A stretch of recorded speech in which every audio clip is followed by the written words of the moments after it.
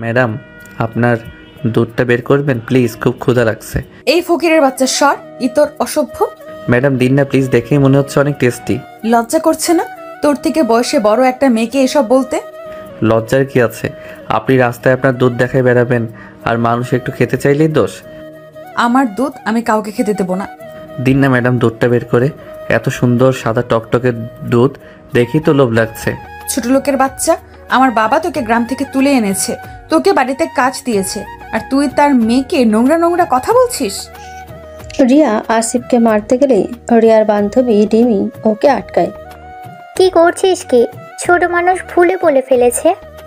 তুই আমার বান্ধবী হয়ে ওর হয়ে কথা বলছিস?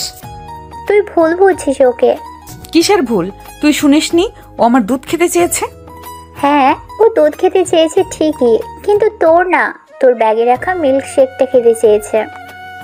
রিমি রিয়ার ব্যাগের বোতল রাখার জায়গা থেকে মিল্ক শেপের বোতলটা বের করে দেখায়। হ্যাঁ, এই দুধটাই তো খাবো। ম্যাডাম তো বান্ধবী ম্যাডামকে বলেছিলেন যে বড় ম্যাডামের দেয়া এই দুধ নাকি খাবেন না, রাস্তায় যেয়ে ফেলে দিবেন। খাবার জিনিস ফেলে দেওয়ার দরকার কি ম্যাডাম? আমাকে দিন না, আমি খাই।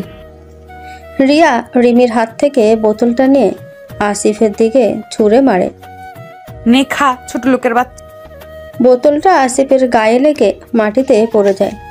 মিল্ক শেপ কিছুটা আসিফের জামায় লাগে, বাকিটা মাটিতে ছড়িয়ে যায়।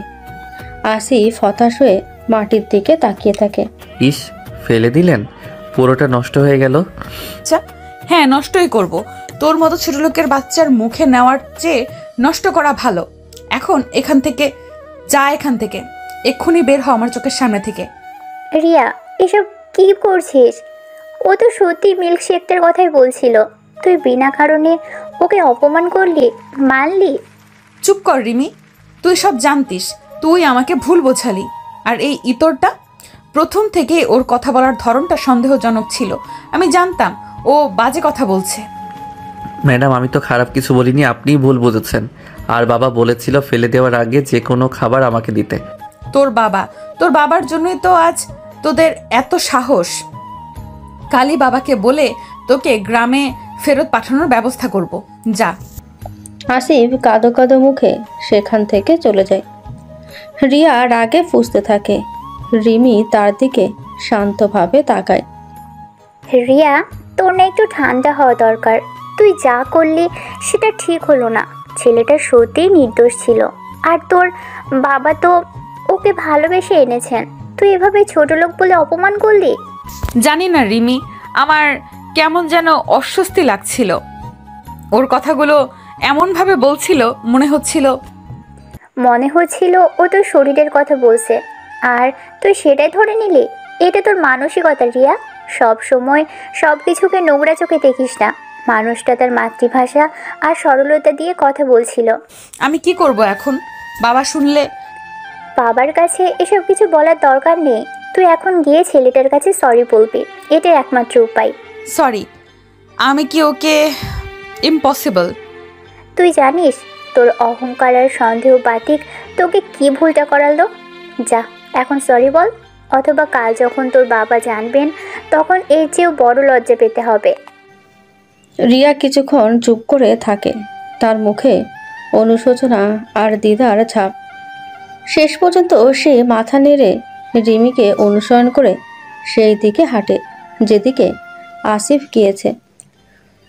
রিয়া তখনও রাগে কাঁপছে। দেখলি রিমি কেমন নাটক করছে? ছোট লোকের বাচ্চা কোথাকার। আমার দুধ যত সব ইতর। রিয়া, তুই বাড়াবাড়ি করছিস। ও সত্যি মিল্ক শেকটা চেয়েছিল, তুই ভুল বুঝেছিস। আর ছোট লোক বলে ওকে অপমান করাটা খুবই জঘন্য কাজ। ও, তোর আবার শুরু হলো সব সময় গরিবদের হয়ে ওকালতি করা।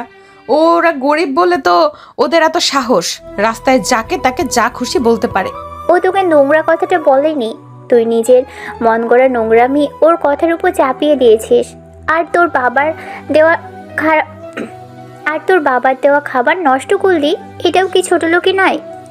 আমার জিনিস আমি যা খুশি করব, আর আমি কাউকে সরি টরি বলতে যাব না। আমি জানি ও ইচ্ছে করেই এমন কথা বলেছে যাতে আমি বিব্রত হই। গ্রামের নোংরা বুদ্ধি। তুই নিজের ভুলটা মানবি না, না? ঠিক আছে, চল এবার। তবে মনে রাখিস, তোর এই অহংকার একদিন তোকে বিপদে ফেলবে। রিয়া রিমিকে কোনো পাত্তা না দিয়ে হন করে হাঁটা শুরু করে। রিমি তার পেছনে যেতে যেতে দেখল আসিফ তখনও একটু দূরে গাছের নিচে বসে আছে, মন খারাপ করে মাটির দিকে তাকিয়ে।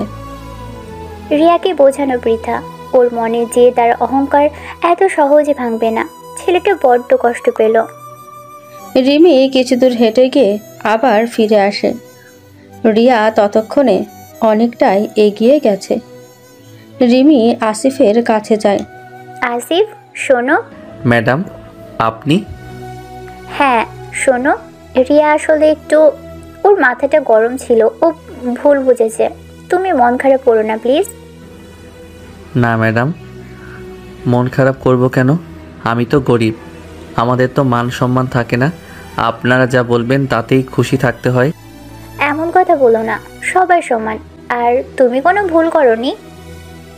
রিমি ব্যাগ থেকে একটা চকলেট বের করে আসিফের হাতে দেয়। নাও, এটা খাও। আর তোমার জামাটা, এখানে জল আছে, মুছে নাও। আসিফ কৃতজ্ঞতা ভরে চকলেটটা নেয় এবং রিমিকে দেখে মুগ্ধ হয়। আপনি খুব ভালো ম্যাডাম। আপনি রিয়া ম্যাডামের মতো নন। রিয়াও ভালো, ও ভিতরে অনেক রাগ আর জেদ জমে আছে, তাই হয়তো এমন করে। তুমি ওর কথাগুলো মনে রেখো না, কেমন? আর হ্যাঁ, রিয়া কাল হয়তো ওর বাবাকে বলতে পারে। যদি জিজ্ঞেস করে, তুমি কিন্তু বলবে যে তুমি মিল্কশেকটাই চেয়েছিলে। ঠিক আছে ম্যাডাম। রিমি তাকে সান্ত্বনা দিয়ে রিয়াকে অনুসরণ করে। রিয়া তখনও রাগে ফুঁসছে এবং রিমিকে দেখে বিরক্তি প্রকাশ করে। কোথায় ছিলি তুই এতক্ষণ? চল তাড়াতাড়ি, দেরি হয়ে যাচ্ছে। চল। রিয়া তখনও তার জেদে অটল, আর আসিফ তার সরলতা এবং অপমান নিয়ে একা বসে। এই ঘটনা রিয়াকে শিক্ষা দেবে না, বরং তার জেদ আরও বাড়িয়ে দেবে। সে নিজেকে সঠিক প্রমাণ করার জন্য নতুন পথ খুঁজবে। বাড়ি ফিরে রিয়া সোজা তার বাবা রায়হান সাহেবের কাছে যায়। রায়হান সাহেব তখন নিজের স্টাডি রুমে বসে খবরের কাগজ পড়ছিলেন। বাবা তুমি শোনো তো, ওই আসিফ যাকে তুমি গ্রাম থেকে নিয়ে এসেছো, সে আমার সাথে কি করেছে? চশমার ফাঁক দিয়ে তাকান। কি হয়েছে মা? শান্ত হয়ে বলো। ও আজ আমাকে একটু ইতস্তত করে আসল কথাটা এড়িয়ে গিয়ে ও আমাকে এমন কিছু কথা বলেছে বাবা, খুব নোংরা কথা। আমার মাথা খারাপ হয়ে যাচ্ছে। ও আমার মিল্কশেকটা চেয়েছিল, কিন্তু এমনভাবে চেয়েছিল যেন যেন যেন কি মা? যেন ও আমার কথাটা প্রায় মুখ ফসকে বেরিয়ে আসছিল, কিন্তু রিয়া কৌশল করে যেন ও আমার খুব ব্যক্তিগত কিছু একটা চেয়ে বসেছে। আমি ওকে বকলাম, বোতলটা ছুঁড়ে মারলাম, আর ও আমাকে কি বললো জানো? ছোট লোকের বাচ্চা বললে কি হবে? চশমা খুলে টেবিলে রাখেন রায়হান সাহেব, গম্ভীরভাবে বলেন। রিয়া, তুমি কাউকে ছোট লোক বলেছো? হ্যাঁ বলেছে তো, কি হয়েছে? ও তো ছোট লোকই, বাবার কাজের লোক। রিয়া, আর একবার যদি তোমার মুখে ছোট লোক শব্দটা শুনি, আমার থেকে খারাপ আর কেউ হবে না। আসিফ আমার কর্মচারী নয়, সে আমার আশ্রিত। আর সবার আগে সে একজন মানুষ, তোমার মতোই। মানুষ? ইস বাবা, তুমি কেন সবসময় ওদের পক্ষে কথা বলো? ওরা গরিব, নোংরা, অশিক্ষিত। ওদের সাহস দেখেছো? তোমার মেয়েকে আজও কি অপমানটাই না করেছে। আসিফ তোমার কি অপমান করেছে সেটা যদি স্পষ্ট করে না বলো, তবে আমি ধরে নেব দোষটা তোমারই ছিল। আর মিল্ক শেকের ব্যাপারটা রিমি আমাকে বলেছে। রিমি, ও আমার বান্ধবী হয়ে ওর পক্ষ নিচ্ছে, তুমিও নিচ্ছ কেন? কারণ সত্য সব সময় বড়লোকই বা গরিবানা মানে না। শোনো মা, আজ তুমি যে বাড়িতে আছো, যে পোশাকটা পরে আছো, তার দাম হয়তো আসিফের সারা জীবনের উপার্জনের চেয়ে বেশি। কিন্তু একটা কথা মনে রাখবে, টাকা দিয়ে মানুষ মাপা যায় না। আমি মানবো না। শোনো, এই যে তোমার অহংকার, এটা তোমাকে অন্ধ করে দিয়েছে। গরিবেরা কি? তারা তোমার মতোই মানুষ। তাদেরও খিদে পায়, হাসি কান্না আছে। তারা তোমার মতো এসি গাড়িতে ঘোরে না, রিক্সা চালায়। তারা তোমার মতো দামি খাবার খায় না, নুন ভাত খায়। কিন্তু তারা চুরি করে না, কারো ক্ষতি করে না। তারা কঠোর পরিশ্রম করে বাঁচে, বুঝলে? আর সেই পরিশ্রমের ফলটা তো আমি নিচ্ছি না। তুমি এক হবে না, তবে সম্মান তো দিতে শিখবে। আসিফ যা চেয়েছে তা যদি তোমার শরীর থেকে বের হওয়া কিছু হতো তবে তোমার রাগটা করাটা স্বাভাবিক ছিল, কিন্তু সেটা ছিল মিল্ক শেক।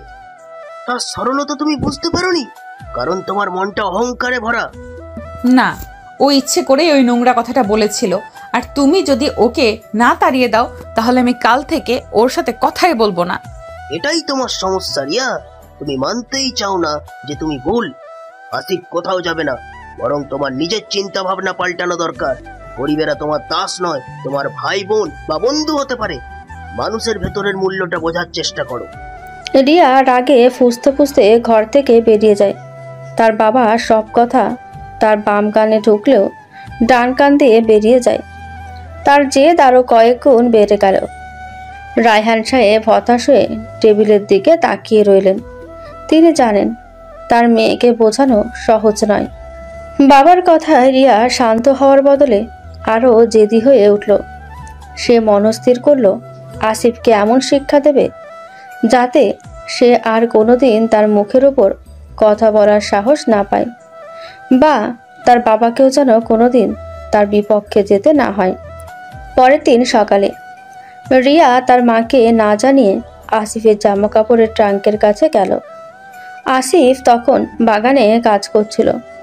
রিয়া চটজলদি তার ট্রাঙ্কের ভেতরে থাকা নতুন দুটি শার্ট এবং একমাত্র ভালো প্যান্টটি বের করে নিল।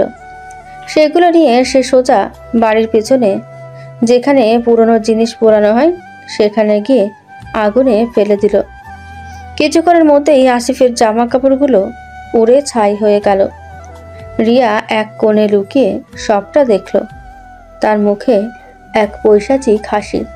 এবার বুঝবি আমার সাথে লাগলে কি হয়। বাবা আমাকে যা খুশি বলুক, আমি তোকে থাকতে দেব না। দুপুরে কাজ শেষে আসিফ যখন স্নান করে এসে জামা কাপড় পাল্টাতে গেল তখন দেখল তার ট্রাঙ্ক ফাঁকা। তার নতুন শার্টগুলো নেই। হতভম্ব হয়ে সে চারিদিকে খুঁজতে লাগলো।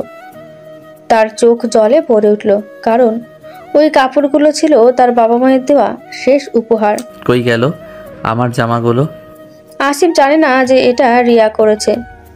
সে ভয়ে ভয়ে রায়হান সাহেবকে জানালেই রায়হান সাহেব অবশ্য বুঝতে পারলেন এ কার কাজ হতে পারে, কিন্তু তিনি মেয়ের বাড়াবাড়ি দেখে আপাতত চুপ রইলেন। তিনি আসিফকে নতুন কিছু জামা কাপড় কিনে দিলেন, তবে আসিফের মন থেকে সেই কষ্ট দূর হলো না। কদিন পর রিয়া কলেজে গেল। তার রাগের রেশ এখনো কাটেনি। ক্লাসের শেষে রিয়া যখন তার বন্ধুদের সাথে করিডোর দিয়ে যাচ্ছিল তখন একটা ছেলে তার পথ আটকালো। ছেলেটা কলেজের দ্বিতীয় বর্ষের ছাত্র, নাম অমিত। সে দেখতে বেশ স্মার্ট এবং ধনী পরিবারের ছেলে। হে রিয়া, কেমন আছো?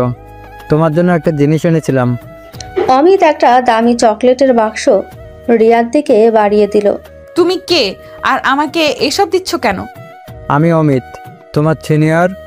তোমাকে দেখে আমার প্রথম দিনেই দারুণ লেগেছে। তুমি তো কলেজের রানী, তাই ভাবলাম রানীর জন্য তো রাজুকেও উপহার চাই।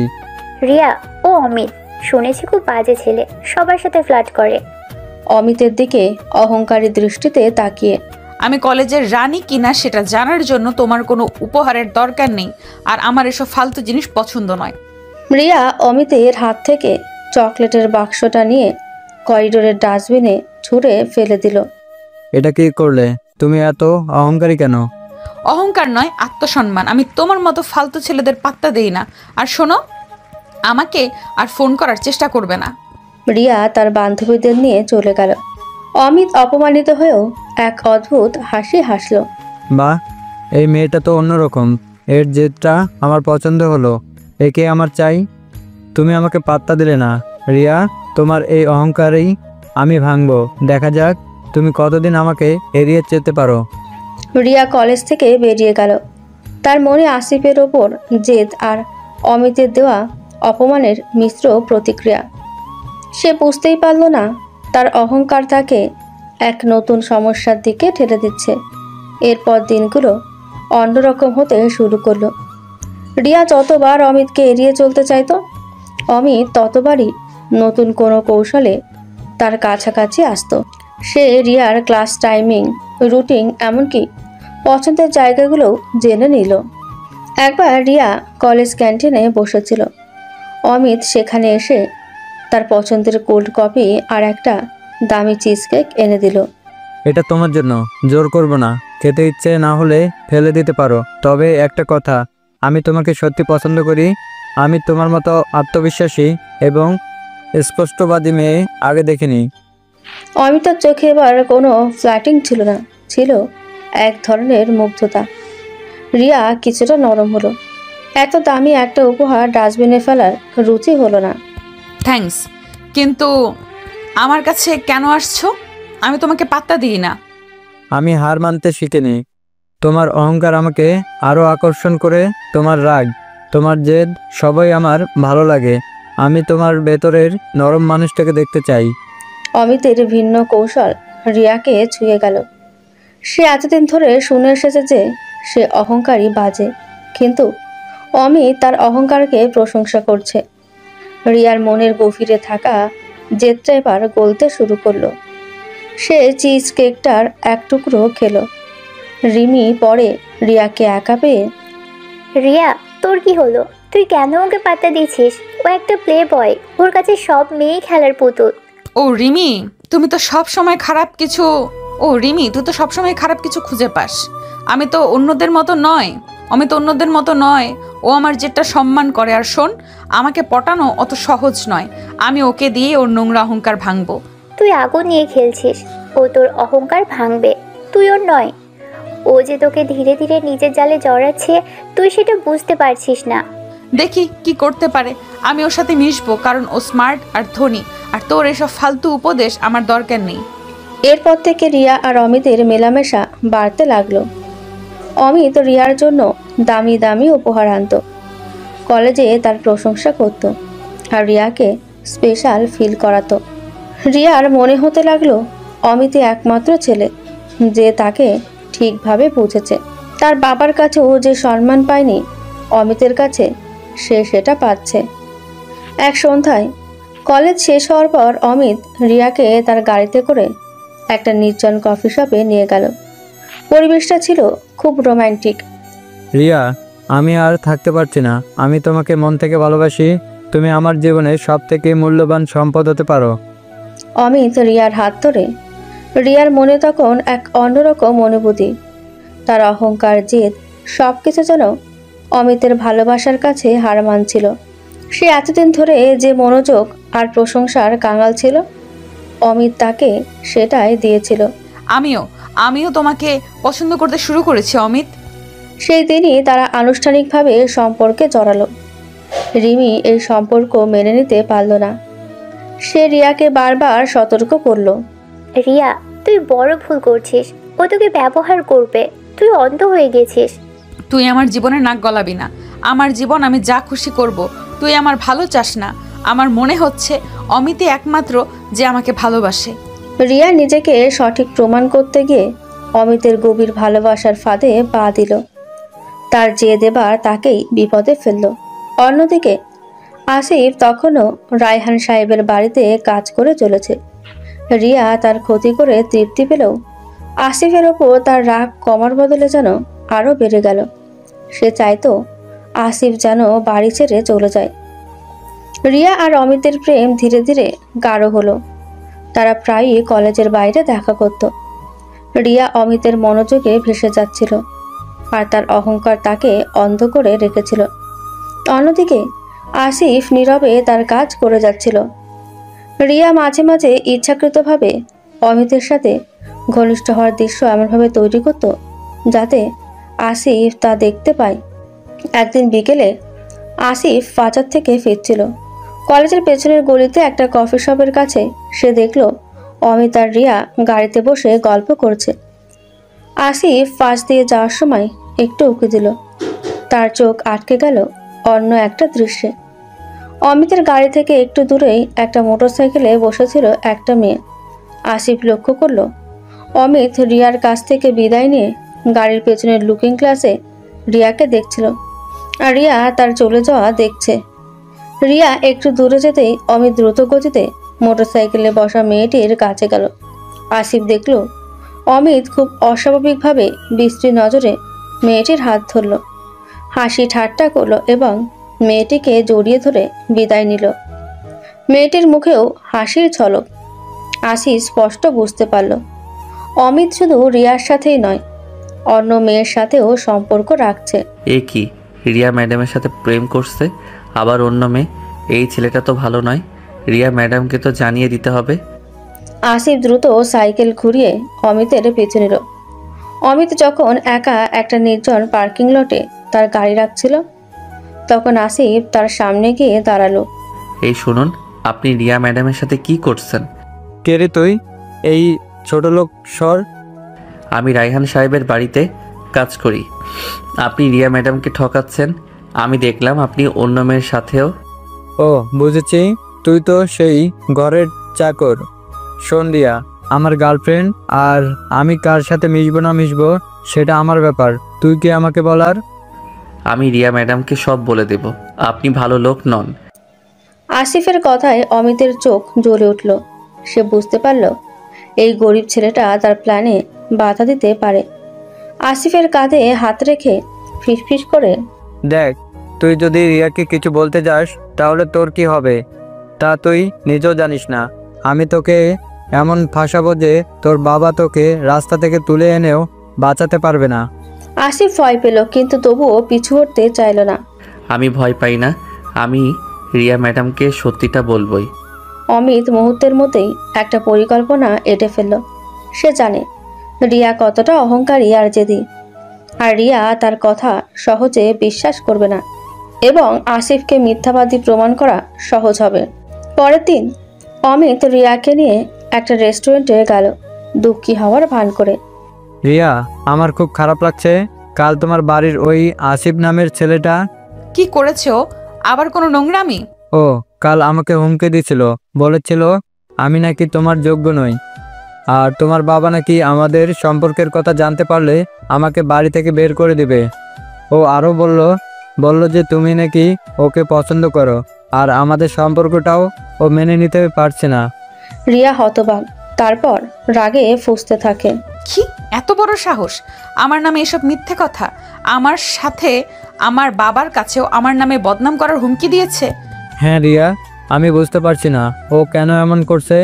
আমার মনে হয় ও তোমার বাবার কাছে আমার ইমেজ খারাপ করতে চাইছে, যাতে তুমি আর আমি আলাদা হয়ে যাই। তোমার বাবা তো ওকে খুব বিশ্বাস করেন।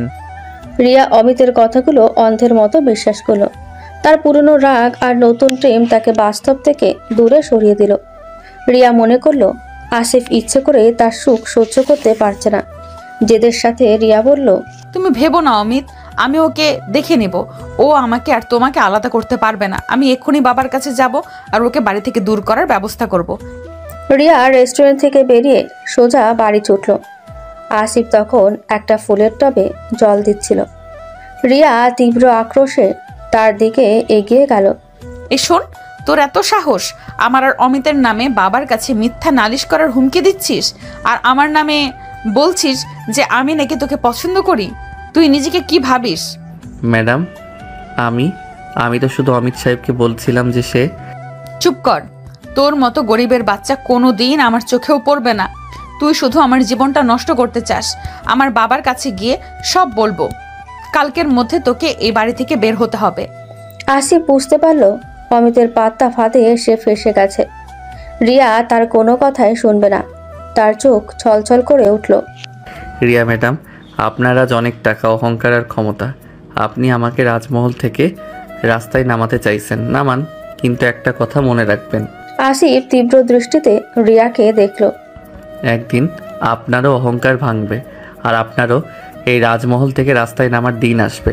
গরিবদের অভিশাপ সহজে লাগে না, কিন্তু যখন লাগে তখন সব কেড়ে নেয়। আসিফের এই অভিশাপ রিয়াকে কাঁপিয়ে দিল, কিন্তু তার জেদ সেই ভয়কে মুহূর্তেই ঢেকে দিল। রিয়া রাগে অন্ধ হয়ে তার বাবার দিকে ছুটল। অমিতের চাল সফল হলো। আসিফ রায়হান সাহেবের চোখে খারাপ হওয়ার দ্বার প্রান্তে, আর রিয়া তার নিজের পায়ে কুড়াল মারল। রিয়া তার বাবার কাছে গিয়ে আসিফের বিরুদ্ধে অমিতের শেখানো মিথ্যা অভিযোগগুলো এমনভাবে উপস্থাপন করলো যে রায়হান সাহেব দ্বিধায় পড়ে গেলেন। তিনি মেয়েকে বিশ্বাস করবেন নাকি এতদিন ধরে বিশ্বস্ত আসিফকে? এই নিয়ে তার মনে দ্বন্দ্ব চলল। তবে রায়হান সাহেব আপাতত আসিফকে কিছু বললেন না, শুধু রিয়াকে বোঝালেন যে প্রমাণ ছাড়া কাউকে দোষী বলা উচিত নয়। রিয়া এতে আরও জেদি হয়ে উঠল। পরের দিন ছিল অমিতের জন্মদিন। সকাল থেকে অমিত রিয়াকে নানান দামি উপহারে ভরিয়ে দিল। রিয়া নিজেকে স্পেশাল মনে করতে শুরু করলো, আর আসিফের অভিশাপের কথা পুরোপুরি ভুলে গেল। বিকেলে অমিত রিয়াকে ফোন করে। রিয়া, আজ আমার জন্মদিন, আমি তোমার সাথে একটু একা সময় কাটাতে চাই। একটা খুব স্পেশাল সারপ্রাইজ আছে তোমার জন্য। কোথায়? আমার মামার একটা ফ্ল্যাট আছে, ওই কলেজের থেকে কাছেই, এখন খালি থাকে। সেখানে একটা ছোটোখাটো আয়োজন করেছি। শুধু তোমার আর আমার জন্য, কেউ থাকবে না, প্লিজ আসো। রিমি বারবার রিয়াকে অমিতের সাথে একা যেতে নিষেধ করেছিল। রিয়া, তুই বুঝছিস না কেন? ও তোকে খালি ফ্ল্যাটে কেন ডাকছে? ওর মতলব খারাপ, তুই যাস না প্লিজ। আজও জন্মদিন, ও যদি তোকে সত্যিই ভালোবাসে তাহলে সবাই মিলে সেলিব্রেট করুক। তোর কেন এত সমস্যা? অমিত আমাকে ভালোবাসে আর ও আমাকে স্পেশাল ফিল করাতে চায়। তুই যা, তোর ইচ্ছা হচ্ছে, আমি যাবই। রিয়া তার বান্ধবীর কথা উপেক্ষা করে অমিতের ঠিকানায় পৌঁছালো। ফ্ল্যাটটা দেখতে বেশ বিলাসবহুল, কিন্তু পুরো খালি। চারিদিকে শুধু অল্প কিছু জন্মদিনের সজ্জা। চারিদিকে তাকিয়ে কোথায় সবাই? তুমি না বললে আয়োজন করেছো? দরজা বন্ধ করে তালা লাগাতে লাগাতে শুধু আমি আর তুমি, রিয়া, এটাই তো আমার আসল সারপ্রাইজ। অমিতের চোখে এবার আর সেই মুগ্ধতা ছিল না, ছিল এক ঠান্ডা হিংস্র দৃষ্টি। রিয়া প্রথমবার একটু ভয় পেল। দরজা বন্ধ করলে কেন? রিয়ার দিকে এগিয়ে আসতে আসতে আর কেন? আজ আমার জন্মদিন, আর আমার জন্মদিনের সেরা উপহার তো তুমিই হবে রিয়া। তোমার ওই অহংকার, তোমার এই জেদ, আজ আমি সব ভাঙবো। কি বলছো তুমি এসব? অমিত, কি ভাবছিলে আমি তোমার মতো অহংকারী ধনী মেয়েকে মন থেকে ভালোবাসি? হ্যাঁ, তোমার মতো 10টা মেয়ে আমার পেছনে ঘোরে। তুমি আমাকে প্রথমে অপমান করেছিলে, তাই আমার জেদ চেপে গিয়েছিল। তোমাকে পটানোটা আমার একটা চ্যালেঞ্জ ছিল। অমিতের কথাগুলো শুনে রিয়ার মাথায় আকাশ ভেঙে পড়ল। তার সারা শরীর কাঁপতে শুরু করলো। আসিফের অভিশাপের কথা তার মনে পড়ল। তুমি মিথ্যা বলেছো। অবশ্যই, তোমার মতো ইগো ভর্তি মেয়েদের পটাতে গেলে একটু অভিনয় তো করতেই হয়। আর কখন? অমিত জোর করে রিয়ার হাত ধরল। এখন আমার খেলার পালা। আজ তোমার অহংকারটা আমি পায়ে মিশে দেব। রিয়া নিজেকে ছাড়ানোর জন্য প্রাণপণ চেষ্টা করতে লাগলো। সে চিৎকার করার চেষ্টা করলো, কিন্তু অমিত তাকে চেপে ধরল। ছাড়ো আমাকে অমিত, রিমি ঠিক বলেছিল। বাবা বাঁচাও আমাকে। কেউ নেই রিয়া, তোমার অহংকারের রাজমহল আজ ভাঙতে চলেছে। আজ তোমার সব অহংকার আমি শুষে নেব। রিয়া বুঝতে পারল তার জীবনের সবচেয়ে বড় বিপদ আসন্ন। তার অহংকার তাকে আজ এই নরকের মুখে এনে দাঁড় করিয়েছে। যে আসিফকে এসে ছোট লোক বলে অপমান করেছিল, তার সরল সতর্কতাই ছিল একমাত্র সত্যি। কিন্তু অহংকারের বশবর্তী হয়ে সে নিজের বিপদ নিজেই ডেকে আনলো। ফ্ল্যাটের নীরবতা রিয়ার অসহায় কান্নার শব্দে ভরে উঠল। রিমি অমিতের অভিসন্ধি বুঝতে পেরে আর রিয়াকে একা ফ্ল্যাটে যেতে দেখে ভয়ে কাঁপতে কাঁপতে দ্রুত ফোন করলো। প্রথমে এসে রায়হান সাহেবকে পুরো ঘটনাটা জানালো। মেয়ের বিপদের কথা শুনে রায়হান সাহেব আর এক মুহূর্ত দেরি করলেন না। সঙ্গে সঙ্গেই পুলিশ নিয়ে ফ্ল্যাটের ঠিকানায় রওনা হলেন। এরপর রিমি রায়হান সাহেবের বাড়ির ল্যান্ডলাইনে ফোন করে কাঁপা গলায় আসিফকে সব খুলে বলল। আসিফ, তাড়াতাড়ি যাও, রিয়া বিপদে পড়েছে। অমিত ওকে একা একটা ফ্ল্যাটে ডেকে, প্লিজ তুমি যাও। অ্যাড্রেসটা আমি তোমাকে মেসেজ করে দিচ্ছি। আসিফের মনে রিয়ার প্রতি ঘৃণা থাকলেও রিমি আর রায়হান সাহেবের দয়া তার মনে ছিল। তাছাড়া সে নিজে চোখে অমিতের প্রতারণা দেখেছে। এক মুহূর্ত দেরি না করে সে দ্রুত সাইকেল নিয়ে ফ্ল্যাটের দিকে ছুটল। আসিফ যখন ফ্ল্যাটটির সামনে পৌঁছালো তখন ভেতরের দরজাটা হালকাভাবে ভেজানো ছিল। সে দরজায় ধাক্কা দিতেই তা খুলে গেল। ভেতরে ঢুকে সে দেখল মেঝেতে পড়ে থাকা রিয়াকে। অমিত চাপটে ধরে আছে এবং রিয়া প্রাণপণে নিজেকে ছাড়ানোর চেষ্টা করছে। অমিত, ছাড়ুন ওকে। অমিত আসিফকে দেখে হতবাক। সে কল্পনাও করেনি যে এই ছোট লোক চাকর সবার আগে এখানে এসে পৌঁছাবে। রাগে অন্ধ হয়ে আসিফ তার গ্রাম্য শক্তিতে ঝাঁপিয়ে পড়ল অমিতের ওপর। অমিত শুধুমাত্র দামি জামাকাপড় পরা একটা প্লেবয়। আসিফের অপ্রত্যাশিত আক্রমণের কাছে দাঁড়াতেই পারল না। আসিফ তাকে এলোপাতাড়ি কিলঘুষি মারতে শুরু করলো। মার খেয়ে অমিত বুঝে গেল এখানে থাকা নিরাপদ নয়। সে দ্রুত নিজেকে ছাড়িয়ে নিয়ে ফ্ল্যাটের পেছনের সিঁড়ি দিয়ে পালিয়ে গেল। অমিত পালাতেই রিয়া ভয়ে আর অপমানে পাথরের মতো বসে রইল। তার দামি পোশাক ছিন্ন ভিন্ন, সে অর্ধনগ্ন। তার চোখে তখন কোনো জেদ নেই, শুধু এক হিমশীতল আতঙ্ক। জীবনের সবচেয়ে বড় বিপদের মুহূর্তে তার সব অহংকার, সমস্ত দেমাগ ভেঙে চুরমার হয়ে গেল। হাঁপাতে হাঁপাতে রিমার দিকে তাকিয়ে, ম্যাডাম আপনি? হাঁপাতে হাঁপাতে রিয়ার দিকে তাকিয়ে আসিফ আর কথা শেষ করতে পারল না। রিয়া নিজেকে সামলাতে না পেরে তার সমস্ত ভয় আর অপমান নিয়ে এক ঝটকায় উঠে আসিফের বুকে আছড়ে পড়ল। সে তার ত্রাতা আসিফকে শক্ত করে জড়িয়ে ধরে হাউমাউ করে কাঁদতে শুরু করলো। তার কাছে তখন আসিফ কোনো চাকর নয়, সে কেবল একজন মানুষ, তার জীবন বাঁচানো একমাত্র অবলম্বন। ঠিক এই মুহূর্তেই ফ্ল্যাটের মূল দরজা সজোরে ভেঙে গেল। চিৎকার করে রিয়া, মা। রায়ান সাহেব পুলিশ নিয়ে ভেতরে প্রবেশ করলেন, কিন্তু ঘরের ভেতরের দৃশ্যটি দেখে তিনি থমকে গেলেন। অর্ধনগ্ন অবস্থায় তার মেয়ে একজন চাকরের বুকে আশ্রয় নিয়েছে, আর সেই চাকরটিও বিপর্যস্ত, যেন কোনো ঘনিষ্ঠ মুহূর্তের পর ধরা পড়েছে। রায়হান সাহেবের চোখ বিস্ময় আর সন্দেহে বড় হয়ে গেল। এর কিছুক্ষণের মধ্যেই কোত্থেকে যেন কয়েকজন সাংবাদিকও খবর পেয়ে ফ্লাইটে ঢুকে পড়ল। অমিতের পালিয়ে যাওয়া কিংবা রিয়ার ওপর আক্রমণের চেষ্টা কোনো কিছুই কেউ দেখল না। তাদের চোখে পড়ল শুধু একটাই দৃশ্য, শিল্পপতি রায়হান সাহেবের মেয়ে তার বাড়ির কর্মচারীর সাথে ঘনিষ্ঠ অবস্থায়।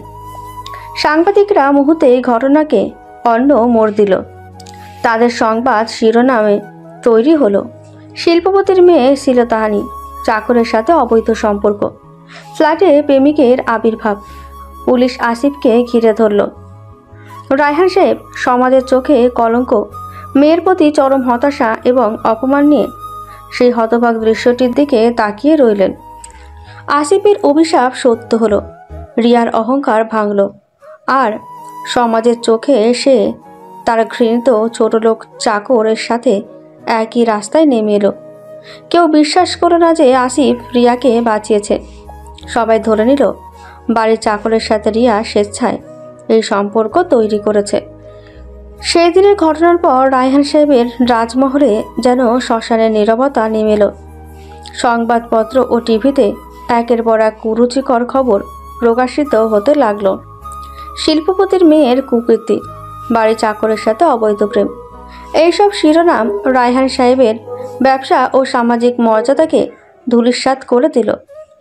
পুলিশ তদন্তে অমিতকে খুঁজে পাওয়া গেল না, কিন্তু কেউ বিশ্বাস করল না আসিফ রিয়াকে বাঁচিয়েছিল। রায়হান সাহেব বুঝতে পারলেন একমাত্র পথ হলো পরিস্থিতিকে সামলানো। স্টাডি রুমে বসে ক্লান্ত ও বিধ্বস্ত স্বরে, মান সম্মান সব শেষ, এ সমাজের মুখ দেখানোর উপায় নেই। রিয়া, তোমার অহংকার আজ আমার সবটুকু কেড়ে নিল। রিয়া তখন তার ঘরে, দিনের আলোয়ও সে নিজেকে লুকানোর চেষ্টা করছে। তার জেদ, তার অহংকার সব ভেঙে চুরমার হয়ে গেছে। সে এখন কেবল একজন ভয় পাওয়া লজ্জিত মেয়ে। সে জানে তার বাবার দিকে এখন আর তা তাকানোর মতো সাহস তার নেই। এক কাজ করতে হবে, এটাই একমাত্র রাস্তা। এই কলঙ্ক দূর করার আর কোনো উপায় নেই। রায়হান সাহেব আসিফকে তার সামনে ডাকলেন। আসিফ যে এখনো হতবাক, সে কেন এমন বিপদে পড়ল সে তো শুধু রিয়াকে বাঁচাতে গিয়েছিল। আসিফের দিকে কঠোর দৃষ্টিতে তাকিয়ে, সবাই যা রটিয়েছে আমি জানি, আর পুরোটাই সত্য নয়, কিন্তু সমাজ সেটাই বিশ্বাস করবে যা তারা দেখেছে। আমার কোনো উপায় নেই, আমার আর আমার পরিবারের সম্মান রক্ষা করতেই হবে। নীরবে মাথা নিচু করে সাহেব, আমি রিয়া ম্যাডামকে। আসিফের কথা থামিয়ে, চুপ, এখন আর কোনো কথা নয়, আমি সিদ্ধান্ত নিয়েছি তোমরা বিয়ে করবে। আসিফ চমকে ওঠে। রিয়া ম্যাডামের সাথে বিয়ে? যে তাকে ছোটলোক বলে অপমান করত, যার অভিশাপে তার জামা কাপড় পুড়িয়ে দেওয়া হয়েছিল। কাঁপা কাঁপা স্বরে, সে কি বলছেন সাহেব? আমি তো আপনার। আমার কর্মচারী, তাই তো? কিন্তু এখন তুমি আমার জামাই হবে। অন্তত সমাজের কাছে এটাই প্রমাণ হবে যে আমার মেয়ে কোনো অবৈধ সম্পর্ক রাখেনি, সে একজন গরিব ছেলেকে ভালোবেসেছে। যা পরে আমি মেনে নিয়েছি, এতে কিছুটা হলেও আমার মুখ বাঁচবে। আর তুমি এই বাড়ির চাকর থেকে রায়হান সাহেবের জামাই হবে। আসিফ মাথা নিচু করে রইল। তার কাছে এটা ভাগ্যের এক নির্মম পরিহাস। এদিকে বিশাল সম্পত্তির হাতছানি, অন্যদিকে রিয়ার ঘৃণা আর এই সমাজের চাপ। সে জানে এই বিয়ে তাকে সম্মান দেবে না, বরং আরো বড় এক বন্দি দশা এনে দেবে। সে নিজেকে এই অভিশাপের শিকার মনে করে, যে অভিশাপ সে রিয়াকে দিয়েছিল। এরপর রায়হান সাহেব রিয়াকে ডেকে আনলেন এক রাশ ঘৃণা নিয়ে। রিয়া, তোমার অহংকার তোমাকে এই অবস্থায় এনে দিয়েছে। এখন এর ফল ভোগ করো। কালকেই আমি তোমাদের বিয়ের ব্যবস্থা করছি। বাবা, আমি তোমার কোনো কথা আমি শুনতে চাই না। তুমি তোমার অহংকারের জন্য একজন ইতরকে বিয়ে করবে। এই তোমার শাস্তি। তোমার রাজকীয় জীবন আজ শেষ। রিয়া কোনো প্রতিবাদ করল না। তার সমস্ত দিমাগ ভেঙে গেছে। তার মনে পড়ে গেল আসিফের সেই অভিশাপের কথা। একদিন আপনারও অহংকার ভাঙবে, আর আপনারও এই রাসমহল থেকে রাস্তায় নামার দিন আসবে। রিয়া বুঝল সে এখন রাস্তায় নেমে এসেছে, কারণ সে এখন সেই ছোটলোক চাকরের স্ত্রী হতে চলেছে। পরের দিন কোনো জাঁকজমক ছাড়াই রায়হান সাহেবের বাড়িতে রিয়া আর আসিফের বিয়ে হয়ে গেল। রায়হান সাহেবের বাড়িতে সম্পূর্ণ নীরবে মুসলিম রীতির বিয়ে সম্পূর্ণ হলো। কোনো জাঁকজমক বা অতিথি সমাগম ছিল না। কাজী এলেন, আর রায়হান সাহেবের নির্দেশে দ্রুত সব আনুষ্ঠানিকতা শেষ হলো। রিয়াকে একটি সাধারণ শাড়ি পরানো হলো। তার চোখে মুখে ছিল ভীতি আর অপমান। অন্যদিকে আসিফকে পরানো হলো একটি সাধারণ পাঞ্জাবি। সে মাথা নিচু করে বসেছিল। কাজী যখন তাদের ইজাব কবুল পর্ব শুরু করলেন, রিয়া প্রথমে চুপ করে রইল। তার মনে তখন ছোটবেলার অহংকার আর ঘৃণা বাসা বেঁধে আছে। রায়হান সাহেবের কঠোর দৃষ্টি দেখে এবং নিজের অপমানের কথা ভেবে সে অবশেষে কাঁপা কাঁপা স্বরে কবুল বলল। আসিফও ধৃতা সত্ত্বেও কবুল বলে রিয়াকে স্ত্রীরূপে গ্রহণ করল। এই বিবাহ কেবল একটি সামাজিক চুক্তি নয়, রিয়া ও আসিফের জীবনের এক তিক্ত পরিণতি ছিল। হাতে গোনা কয়েকজন বিশ্বস্ত লোক ছাড়া কেউ জানল না রিয়া, যে কিনা শত কোটি টাকার উত্তরাধিকারিণী, সে তার ঘৃণিত চাকরের স্ত্রী হলো। রিয়া চুড়ি গহনা পরে মাথায় ঘোমটা টেনে বসল। তার চোখে জল, কিন্তু সে জলে আর অহংকারের ছাপ নেই, আছে কেবল এক নিদারুণ যন্ত্রণা। আসিফ, যার স্বরে ছিল কেবল দুটো ভালোভাবে খেয়ে বাঁচার, সে আজ ধনী শিল্পপতির জামাই। তাদের দাম্পত্য জীবনের শুরু হলো ঘৃণা, ভুল বোঝাবুঝি আর এক কঠিন সামাজিক কলঙ্কের মধ্যে দিয়ে। বাসর রাত। রায়হান সাহেবের বাড়ির এক কোণে বিয়ের জন্য সামান্য সজ্জিত একটি ঘরে রিয়া আর আসিফ প্রবেশ করল। ঘরটি ফুলে ঢাকা থাকলেও সেখানে কোনো ভালোবাসার উষ্ণতা ছিল না, ছিল এক ঠান্ডা নীরবতা। রিয়া ঘরের এক কোণে দাঁড়িয়ে কাঁপছিল। আসিফ দরজা বন্ধ করে রিয়ার দিকে ফিরল। সে দেখল যে মেয়েটি তাকে সারা জীবন ঘৃণা করেছে, আজ সে তার স্ত্রী হয়ে দাঁড়িয়ে আছে। চোখে ভয় আর অপমান, গভীর ঘৃণা আর জেদ নিয়ে। আমার কাছে আসার চেষ্টা করবে না, ভুলে যেও না তোমার মতো ছোট লোকের সাথে থাকার চেয়ে মরে যাওয়া ভালো। ম্যাডাম, আপনার এই অহংকার আজও গেল না? আমি জানি এই বিয়ে আপনি মানেন না, আমিও মানি না। আপনি আমাকে বাঁচিয়ে অপদস্থ করেছেন, আর আপনার বাবা আমাকে এই রাজমহলের দাস বানিয়েছেন। দাস? হ্যাঁ, তুমি দাসী, আর সব সময় তাই থাকবে। তোমার এত সাহস কি করে হলো আমার সাথে এমন কথা বলার? তুমি কি ভেবেছো আমি তোমাকে আমার কাছে আসতে দেব? আপনার কাছে আসার কোনো ইচ্ছে আমার নেই ম্যাডাম। আমি আপনার সম্মান রক্ষা করতে গিয়েই আজ এই অবস্থার শিকার। আপনার বাবার চাপে আমি এই বিয়ে মেনেছি, কিন্তু আমি আপনার শরীর বা আপনার সম্পদের দিকে তাকিয়ে নেই।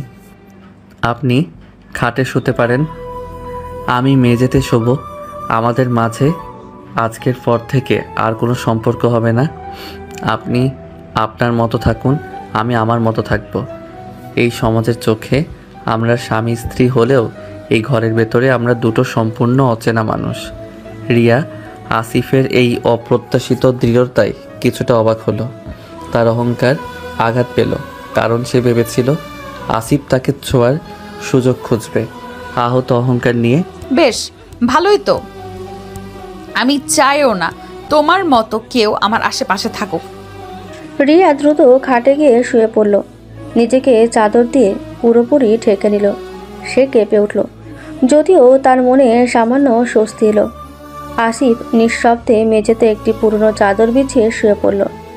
তাদের মাঝখানে রইল শুধু শূন্যতা, ঘৃণা আর তাদের ভিন্ন জীবনযাত্রার ব্যবধান। বাইরের দুনিয়ার কাছে তারা স্বামী স্ত্রী, কিন্তু সে বাসর রাত তাদের সম্পর্ককে আরও বেশি বিচ্ছিন্ন করে দিল। পরের দিন সকালে রায়হান সাহেব রিয়া ও আসিফকে তার স্টাডি রুমে ডাকলেন। দুজনেই ক্লান্ত আর বিধ্বস্ত। রিয়া তখনও তার রাতের অপমানের রেশ কাটিয়ে উঠতে পারেনি, আর আসিফের চোখে ছিল অজানা ভবিষ্যতের অনিশ্চয়তা। কোনো ভূমিকা না করে সরাসরি বলেন, শোনো, আমি তোমাদের ডেকেছি একটা চূড়ান্ত সিদ্ধান্তের জন্য। এই শহরে থাকা আর সম্ভব নয়। আমার ব্যবসা, আমার সামাজিক সম্মান সব এখন এই কলঙ্কের নিচে চাপা পড়ে গেছে। কিন্তু বাবা, রিয়াকে থামিয়ে দিয়ে, চুপ! এই সব তোমার জেদ আর অহংকারের ফল। এখন তার মূল্য তোমাকেই দিতে হবে। আমি তোমাদের দুজনকে এই শহর থেকে দূরে পাঠাতে চাই। কোথায় সাহেব? তোমাদের গ্রাম। আসিফ, তুমি তোমার স্ত্রীকে নিয়ে গ্রামে চলে যাবে। এই কথা শুনে রিয়া আর আসিফ দুজনেই চমকে উঠল। রিয়া, যে সারা জীবন বিলাসবহুল জীবনযাপন করেছে, সে যাবে গ্রামে? আর আসিফ, যে এই শহরকে আলোর ঝলকানি দেখেছিল, সে আবার ফিরবে অন্ধকারে? না বাবা, আমি গ্রামে যাব না। ওখানে কোনো সুযোগ সুবিধা নেই। আমি তোমার মেয়ে। এখন তুমি আসিফের স্ত্রী, আর তোমার স্বামীর ঘর সেখানেই। তুমি ভাবছো আমি তোমাকে আমার চোখে দেখব? আমার বাড়িতে থাকা মানে প্রতিদিন এই কলঙ্কে নতুন করে জিয়ে তোলা। তোমরা এখন গ্রামেই থাকবে। আমি তোমাদের জন্য সেখানে একটা ছোটখাটো থাকার ব্যবস্থা করে দেব, আর তোমার গচ্ছাদানের জন্য সামান্য একটা চাষের জমি দেব। সাহেব, আপনি যা ভালো মনে করেন। আসিফ, আমি তোমাকে বিশ্বাস করি। তুমি সরল ছেলে। আমার মেয়ে ভুল পথে গিয়েছিল, তুমি তাকে রক্ষা করতে গিয়ে এই জালের শিকার হয়েছো। এখন আমার মেয়েকে সঠিক পথে আনা তোমার দায়িত্ব। আমি আশা করি তুমি রিয়াকে বোঝাবে। বাবা, এটা কি ধরনের শাস্তি দিচ্ছ আমাকে? আমি থাকতে পারবো না ওখানে। আমি তো তোমার মেয়ে। তুমি আমার মেয়ে বলেই তো তোমাকে এই শাস্তি দিচ্ছি। যাও, সেখানে গিয়ে মানুষের জীবন কেমন হয় সেটা বোঝো। টাকা আর অহংকার দিয়ে সব কেনা যায় না। যতক্ষণ না তুমি তোমার এই অহংকার ভাঙবে, ততক্ষণ তোমরা শহরে ফিরতে পারবে না। তোমাদের খরচ আমি প্রতি মাসে পাঠিয়ে দেব, কিন্তু এর বেশি কিছু নয়। রায়হান সাহেব তার সিদ্ধান্ত জানিয়ে দিলেন। রিয়া তার বাবার পায়ে লুটিয়ে পড়ে অনেক অনুরোধ করল, কিন্তু রায়হান সাহেব অবিচল রইলেন। রিয়া যে অন্যকে ছোট লোক বলে ঘৃণা করত, আজ সে নিজে সেই ছোট লোকের সাথে তার ঘৃণিত গ্রামে যেতে বাধ্য হলো। তার রাজত্ব শেষ হলো, শুরু হলো কঠিন এক নতুন জীবন। রায়হান সাহেবের সিদ্ধান্তের পর রিয়া আর আসিফের হাতে সময় ছিল না। কোনো বড় আয়োজন বা প্রস্তুতি ছাড়াই রিয়াকে প্রায় এক কাপড়ে সে গ্রামমুখী হতে হলো, যেখানে সে একদিন আসিফকে ছোট লোক বলে ঘৃণা করত। রায়হান সাহেব শুধুমাত্র তাদের যাতায়াতের জন্য কিছু টাকা দিলেন, যা দিয়ে বিলাসবহুল কোনো ব্যবস্থা করা সম্ভব ছিল না। পরের দিন সকালে রিয়া তার দামি লাগেজগুলো ফেলে শুধু একটা ছোট ব্যাগ হাতে নিয়ে আসিফের সাথে বের হলো। তাদের যাত্রা শুরু হলো লোকাল বাসে। রিয়া কোনোদিন লোকাল বাসে চড়েনি।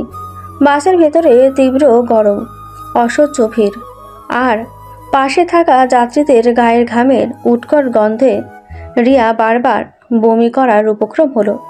বিরক্তিতে মুখ বিকৃত করে উফ, কি অসহ্য, কি নোংরা এই জায়গাটা। তুমি কেন একটা ট্যাক্সি বা ভালো গাড়ির ব্যবস্থা করলে না? ম্যাডাম, বাবা যে টাকা দিয়েছেন তাতে এর চেয়ে ভালো কিছু সম্ভব নয়। এইভাবেই গ্রামের মানুষ যাতায়াত করে। আর আপনি তো এক কাপড় এসেছেন, আপনার ব্যাগও ছোট। আমরা তো ভাগ্যক্রমে বসতে পেরেছি। তোমার মতো ছোট লোককে বিয়ে করার ফল আমার জীবনটা নরক হয়ে গেল। এরপর বাস থেকে নেমে তাদের পৌঁছতে হলো এক লোকাল ট্রাকে। পণ্য বোঝায় সেই ট্রাকে কোনো বসার জায়গা ছিল না। রিয়াকে দাঁড়িয়ে থাকতে হলো। তার ট্রাকের ঝাঁকুনিতে তার শরীর প্রায় ভেঙে পড়ার জোগাড় হলো। রাস্তার ধুলো আর কাদা এসে তার মুখে মাথায় পড়ল। রিয়াকে দেখে মনে হচ্ছিল সে যেন কোনো রাজকুমারী থেকে হঠাৎ পথের ভিখারিনীতে পরিণত হয়েছে। কান্না ভেজা কণ্ঠে, আমি আর পারছি না, আমার শ্বাস বন্ধ হয়ে আসছে। তুমি কি ইচ্ছে করে আমাকে কষ্ট দিচ্ছ? ম্যাডাম, আপনাকে কেউ কষ্ট দিচ্ছে না, এটা বাস্তব জীবন। আপনার বাবা চেয়েছেন আপনি এই জীবন দেখুন, সহ্য করুন। এটাই আপনার নতুন ঠিকানা। দিনের শেষে যখন তারা গন্তব্যে পৌঁছালো তখন রিয়া ধুলোমাখা, বিধ্বস্ত এবং সম্পূর্ণ ক্লান্ত। তার সমস্ত অহংকার যেন এই যাত্রাপথে ভেঙে চুরমার হয়ে গিয়েছিল। সে দেখল গ্রামটা একেবারেই অনুন্নত। ছোট ছোট মাটির বাড়ি, কাঁচা রাস্তা, আর চারপাশে দারিদ্র্যের ছাপ স্পষ্ট।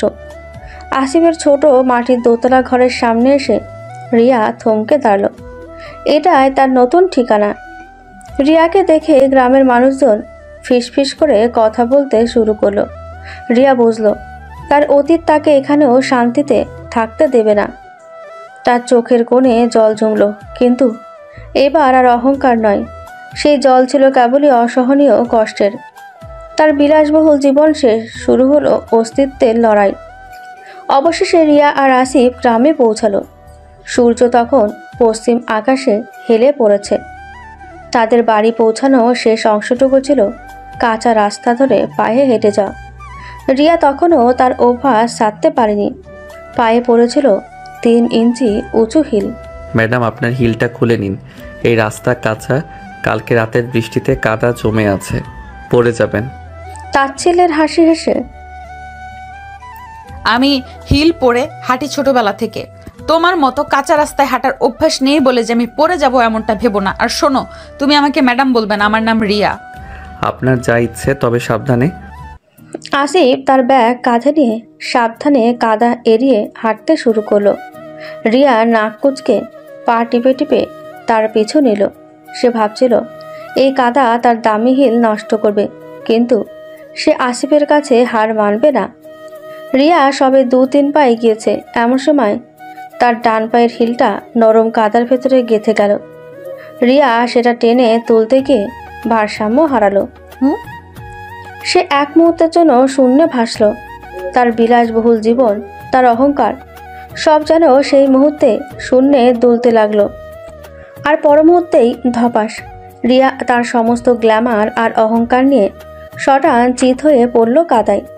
তার সুন্দর মুখটা, যেটা সবসময় অহংকারে কুঁচকে থাকতো, তাতে পুরো কাদা মাখামাখি। তার শাড়ির আঁচল, যেটা সবে সে টেনে টুনে পড়েছিল, সেটাও কাদায় ভিজে একাকার। রিয়া তখন পুরো কাদামাখা একটি জীবন্ত মূর্তির মতো। ঘুরে দাঁড়িয়ে দৃশ্যটা দেখে প্রথমে একটু থমকে গেল, তারপর মুখ চেপে হাসল। ম্যাডাম, মানে রিয়া, আমি তো বলেইছিলাম। রাগে কাঁপতে কাঁপতে কাদা মাখা হাতে উঠে দাঁড়ানোর চেষ্টা করতে করতে, এই হাসছো কেন তুমি, ছোট লোক কোথাকার? রিয়া যত নড়তে চেষ্টা করলো তত কাদা তার শরীরে মাখল। তার অবস্থা দেখে গ্রামের 2-4 জন লোক, যারা দূরে দাঁড়িয়ে ফিসফিস করছিল, তারা আর হাসি চেপে রাখতে পারল না। তারা হেসে উঠল। হাসি কোনো মতে চেপে, দাঁড়ান, আমি তুলছি। আপনি তো নিজেই প্রমাণ করে দিলেন আপনার অহংকার আপনাকে মাটিতে নামিয়ে দিয়েছে। আসুন। আসিফ তার হাত বাড়িয়ে দিল।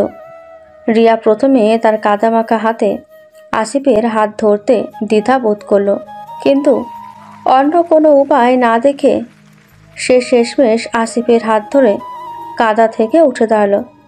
কাদা মাখা মুখ নিয়ে রাগে গড়গড় করতে করতে, এটা তোমার দোষ। তুমি ইচ্ছে করে আমাকে সতর্ক করেছো যাতে আমি পড়ি।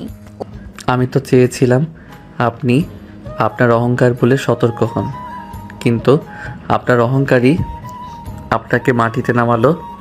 এখন চলুন, এই অবস্থাতেই বাড়ি যেতে হবে। আর আপনার এই ম্যাডামগিরি গ্রাম পর্যন্ত আসেনি। কাদা মাখা রিয়া আর নীরবে হাঁটা আসিফকে দেখে গ্রামের মানুষজন হাসতে লাগলো। রিয়া বুঝলো তার শাস্তি আরও কঠোর হচ্ছে। তার দামি হিলজোড়া কাদার মধ্যে গেঁথে পড়ে রইল তার অহংকারের শেষ প্রতীক হিসেবে। কাদার মধ্যে পড়ে যাওয়ার চরম অপমানের পর রিয়া কোনো মতে আসিফের বাড়িতে পৌঁছালো। বাড়ি বলতে মাটির দেওয়াল আর টিনের ছাদের একটি ছোট্ট ঘর। আধুনিক শৌচাগার নেই, এমনকি বিশুদ্ধ পানীয় জলেরও অভাব। প্রথম রাতটা ছিল রিয়ার জন্য বিভীষিকাময়। ঘরে একটা কেরোসিনের বাতি জ্বালিয়ে। এটাই আলো? শহরে তো এসি ছাড়া ঘুমাতেন না, এখানে শুধু একটা হাত পাখা আছে। গরমে রিয়া অস্থির হয়ে উঠল। মশা তার সারা শরীরে কামড়াচ্ছিল।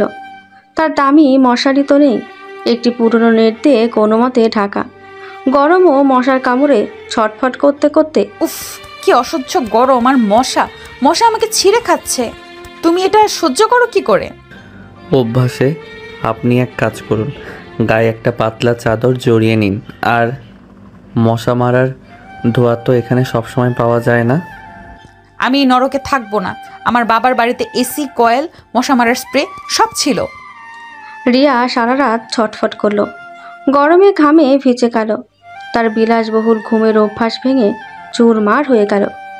পরের দিন সকালে রিয়ার ঘুম ভাঙল প্রকৃতির ডাকে।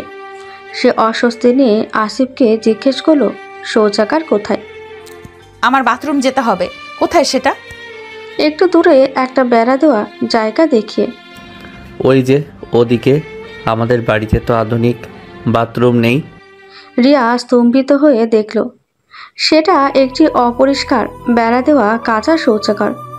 সেখানে জল নিতে হয় বালতি করে। এটা কি?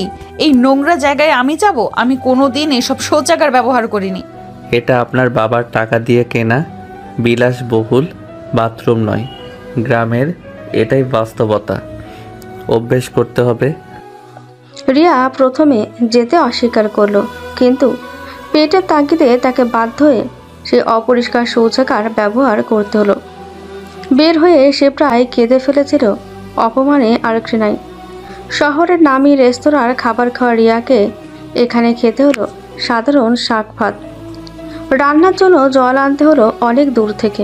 খাবার দেখে, এটা কি? এটা খাওয়া যায়? আমি এ খাবার খাই না। আর জল কোথায়? জলের বোতল কোথায়? জল এই পুকুর থেকে আনতে হয়, ফুটিয়ে পান করতে হয়। বাড়িতে কুয়া আছে, কিন্তু অনেক গভীর। আর খাবার, এটা এখানকার খাবার। খেতে না পারলে না খান।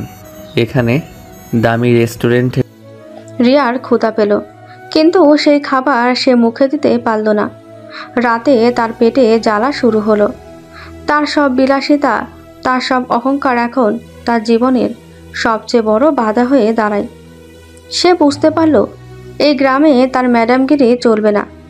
জীবন এখানে অনেক কঠিন, অনেক কঠোর। গ্রামের রিয়ার জীবন দুর্বিষহ হলেও সে তার অভ্যাস ছাড়তে পারছিল না। খাবার, জল, শৌচাগার সব কিছুতে সে তার বিরক্তি প্রকাশ করত। গ্রামের সরল মানুষগুলোর সাথেও সে খারাপ ব্যবহার শুরু করলো।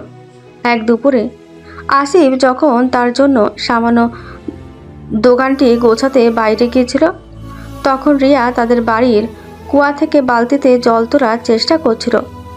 রিয়া তো কোনোদিন এই কাজ করেনি। এ বালতি কুয়ার ভেতরে পড়ে গেল। বিরক্তিতে পা ঠুকতে ঠুকতে, উফ, কোথাকার অপদার্থ কুয়া এটা! এখন আমি কি করব?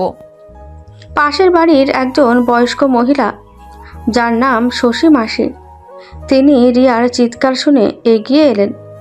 শশী মাসি খুবই দরিদ্র, কিন্তু হৃদয় দিয়ে তিনি গ্রামের ধনী দরিদ্র নির্বিশেষে সকলকেই ভালোবাসেন। কি হয়েছে বৌমা, তোমার পালতি পড়ে গেছে বুঝি? দাঁড়াও, আমি তুলে দিচ্ছি। আপনি কেন? আপনি তো নোংরা, আপনি ধরবেন না। আমি আসিফকে দিয়ে পরে করব। যান এখান থেকে। শশী মাসির চোখে সামান্য জল এলেও তিনি রিয়াকে কিছু বললেন না। তিনি হাসি মুখে তার কোমরে জড়ানো দড়িটা টেনে কুয়ার ভেতরে ফেলে দিলেন, আর দক্ষতার সাথে মুহূর্তের মধ্যেই বালতিটা তুলে আনলেন। বালতিটা এগিয়ে দিয়ে, নাও বৌমা, প্রথম প্রথম অসুবিধা হবে, আস্তে আস্তে সব ঠিক হয়ে যাবে। তুমি তো শহরের মেয়ে, তোমার কষ্ট হচ্ছে। তুমি যদি কিছু না পারো আমাকে বলবে, আমি আছি তোমার পাশে। রিয়ার কঠোর ব্যবহার সত্ত্বেও শশী মাসির এই আন্তরিক ব্যবহার রিয়াকে অবাক করল। সে কিছু বলতে পারল না। অন্য একদিন রিয়া দুপুরে একা রান্না করতে গিয়ে হাতে ফোসকা ফেলে দিল। যন্ত্রণায় সে কাঁদতে শুরু করলো। তখন পাশের বাড়ির একটি কিশোরী মেয়ে, যার নাম মিনা, ছুটে এলো। ভাবি, কি হয়েছে? হাত পুড়ে গেছে?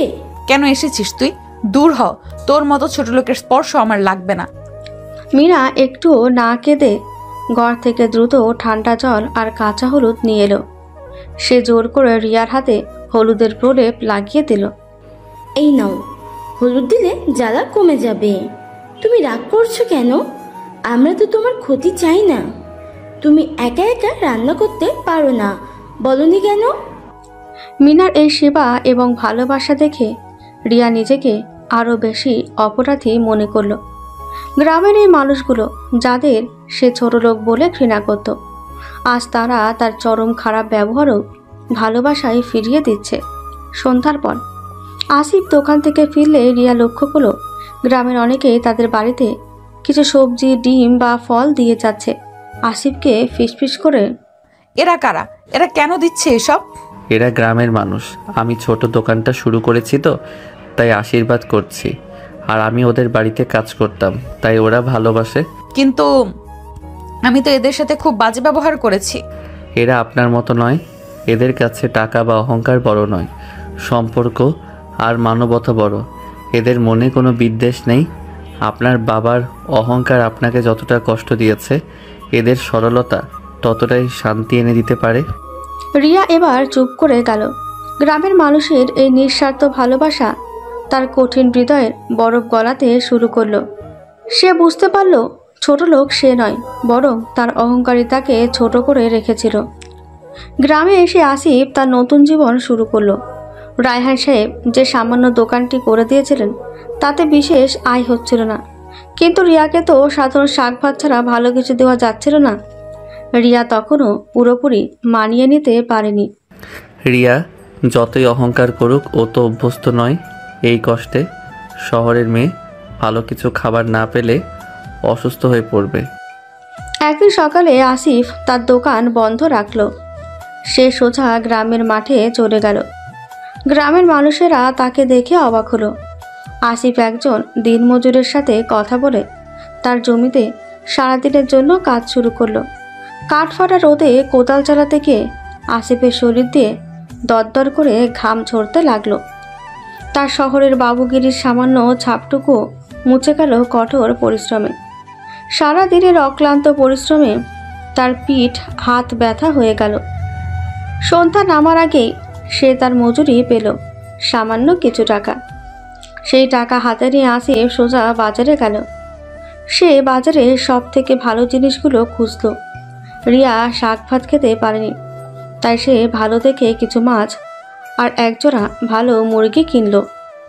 এরপর সে রিয়াকে পরার জন্য একটি নতুন কিন্তু সাধারণ সুতির শাড়ি কিনল। শাড়িটা দেখে তার মনে পড়ল রিয়া সবসময় দামি লেহেঙ্গা বা ডিজাইনার ড্রেস পরত, তবুও তার সাধ্যমতো এটাই সেরা। আসিফ যখন বাড়ি ফিরল তখন তার শরীর ক্লান্তিতে ভেঙে পড়েছিল। তার জামা কাপড় কাদা আর ঘামে ভেজা, হাতে মাছ, মুরগি আর শাড়ির প্যাকেট। অবাক হয়ে, তুমি কোথায় গিয়েছিলে সারাদিন? আর তোমার এই অবস্থা কেন? দোকানে তো তেমন বিক্রি নেই, তাই ভাবলাম যদি দিনমজুরের কাজ করে কিছু টাকা আসে। দিনমজুর তুমি? কিন্তু কেন? তোমার শরীর খারাপ করবে তো। হাতে থাকা জিনিসগুলো এগিয়ে দিয়ে, এটা তোমার জন্য, তুমি ভালো কিছু খেতে পারছিলে না, আর তোমার শাড়িও কাদায় নষ্ট হয়ে গেছে, তাই একটা শাড়ি কিনলাম। রিয়া মাছ আর মুরগি দেখেও ততটা অবাক হলো না যতটা হলো শাড়ির প্যাকেট আর আসিফের বিধ্বস্ত চেহারা দেখে। আসিফ তার জন্য সারাদিন মাঠে কাজ করেছে, যে রিয়া তাকে চোরলোক বলে ঘৃণা করত। আজ সে আসিফ তার ভালো থাকার জন্য নিজের শরীরকে কষ্ট দিচ্ছে। রিয়ার চোখে জল এসে গেল। সেই জল অহংকার বা অপমানের জন্য নয়, বরং অনুশোচনা আর নতুন উপলব্ধির। আমার জন্য এত কষ্ট করার কি দরকার ছিল? তুমি তো আমার প্রতি রাগ দেখাতে পারতে। রাগ দেখিয়ে কি হবে রিয়া? আপনি আমার স্ত্রী, আপনার কষ্ট হচ্ছে সেটা আমি সহ্য করতে পারি না। আমি তো শুধু একজন মানুষ, আর আপনি আমার কাছে আপনার অহংকার নয়, আপনি সব। রিয়া এবার আর কোনো বাজে কথা বলতে পারল না। সে নিচু হয়ে আসিফের হাত থেকে জিনিসগুলো নিল। তার মনে হলো আসিফের ঘামে ভেজা শরীর আর কাদামাখা পোশাকের ভেতরেই যেন সত্যিকারের মানবতা লুকিয়ে আছে। সেই রাতে রিয়া সেই নতুন শাড়িটা পরে আসিফের রান্না খাবার রান্না করলো। প্রথমবার তাদের রান্নাঘরে ভালোবাসার গন্ধ ছড়ালো। দিন যেতে থাকলো। রিয়া দেখলো আসিফ প্রতিদিন তার জন্য অক্লান্ত পরিশ্রম করছে, কখনো দোকানে, কখনো মাঠে দিনমজুরের কাজ করে।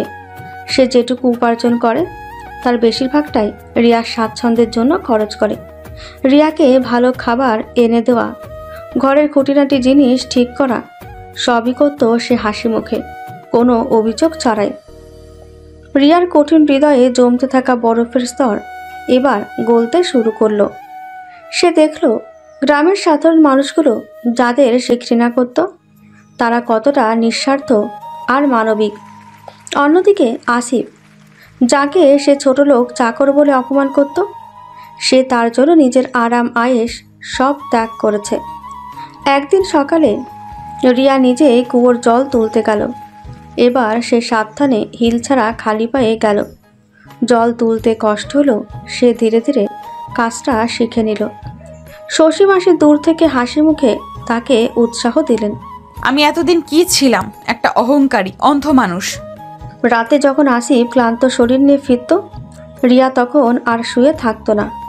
সে নিজেই রান্না করে তার জন্য খাবার সাজিয়ে দিত। এক সন্ধ্যায় আসিফ যখন মেঝেতে শুতে যাচ্ছিল, রিয়া তাকে ডাকলো ধীরে, প্রায় ফিসফিস করে। তুমি কেন মেঝেতে শোবে? তোমার শরীর খারাপ করবে, তুমি খাটে এসো। আমি জানি এই বিয়ে আমরা কেউ চাইনি, কিন্তু এখন তো আমরা স্বামী স্ত্রী, আর তুমি সারাদিন এত কষ্ট করো, তোমার একটু আরাম দরকার।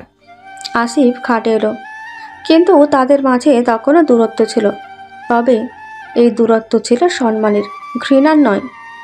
একদিন রিয়া আসিফের জন্য রাতের খাবার বানাচ্ছিল। আসিফ ঘরে ঢুকে দেখল রিয়া রান্নার সময় হাতে সামান্য আঘাত পেয়েছে। কি হয়েছে রিয়া? সাবধানে কাজ করতে পারো না?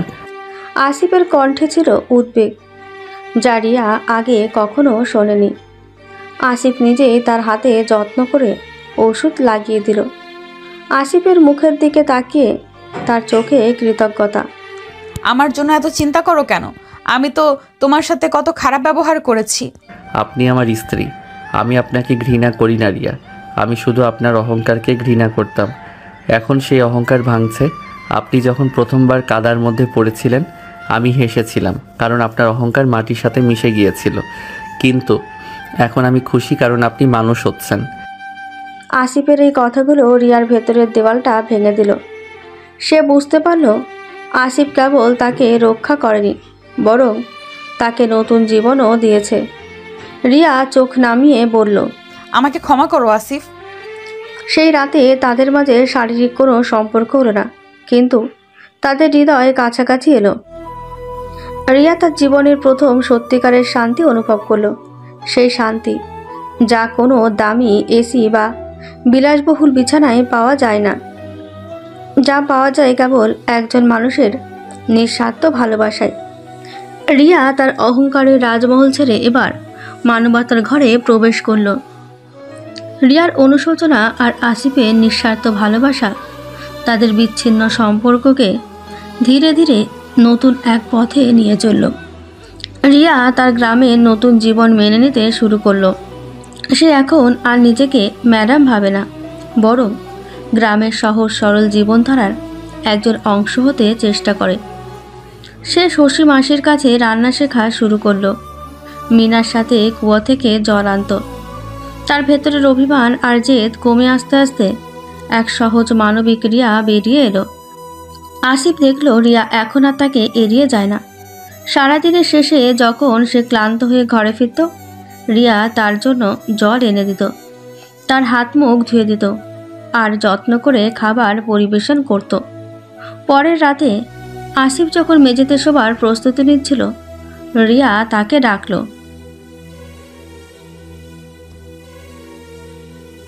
আসিফ খাটে উঠল। তারা দুজনেই পাশাপাশি শুয়ে রইল। তাদের মাঝে আর কোনো দেওয়াল ছিল না। তাদের চোখ কথা বলল, যা ভাষা দিয়ে প্রকাশ করা যায় না। তোমার কষ্ট হচ্ছে না তো? না, তোমার কাছে এলে আমার শান্তি লাগে। মনে হয় তুমি একমাত্র মানুষ যে আমাকে সত্যিই রক্ষা করেছো আর আমার এই নতুন জীবনে আমাকে সাহস জুগিয়েছো। আমি ভুলে গেছি শহরের জীবন, আমি ভুলে গেছি আমার অহংকার। এখন শুধু মনে হয় তুমিই আমার সব কিছু। রিয়া ধীরে ধীরে আসিফের কাঁধে মাথা রাখল। আসিফও দ্বিধা না করে তার হাত দিয়ে রিয়াকে কাছে টেনে নিল। এই প্রথম তারা একে অপরের সান্নিধ্য অনুভব করল। তাদের সম্পর্ক এখন আর রায়হান সাহেবের দেওয়া কোনো চুক্তি নয়, বরং একে অপরের প্রতি গভীর নীরবতা আর ভালোবাসার বন্ধন। রিয়া, আমি তোমাকে ভালোবাসি আসিফ, আমাকে ক্ষমা করো। আমি তোমাকে অনেক কষ্ট দিয়েছি। আমি চাই তুমি আমাকে তোমার স্ত্রী হিসেবে গ্রহণ করো। আসিফের চোখ জলে ভরে গেল। যে মেয়ে তাকে সারা জীবন ঘৃণা করেছে, আজ সে তার বুকে আশ্রয় চাইছে। তার ভালোবাসার কাছে রিয়া সব অহংকার পরাজিত হলো। আসিফ রিয়াকে আলতো করে নিজের আরো কাছে টেনে নিল। আমিও তোমাকে ভালোবাসি রিয়া। সব ভুলে গিয়ে আজ থেকে আমরা নতুন জীবন শুরু করব। সেই বাসর রাতে তাদের শরীরের সাথে হৃদয়ের মিলন হলো। সেই রাতে রিয়া আর আসিফের সম্পর্ক এক নতুন গভীরতা পেল। তাদের প্রেম যা শুরু হয়েছিল ঘৃণা আর অভিশাপ দিয়ে, তা এখন বিশ্বাস আর ভালোবাসার এক মজবুত ভিত্তি পেল। তাদের হৃদয় যখন এক হলো, তখন আর কোনো দূরত্ব রইল না। বাসর ঘরটি তাদের জন্য ছিল না, কিন্তু সেই ছোট্ট মাটির ঘরটি তাদের ভালোবাসার মন্দির হয়ে উঠল। রিয়া যে একসময় এই ঘরকে নরক মনে করত, আজ সেই ঘরের উষ্ণতায় নিজেকে খুঁজে পেল। আসিফ তার ভালোবাসার হাত দিয়ে রিয়ার ভেজা চুলগুলো আলতো করে সরালো।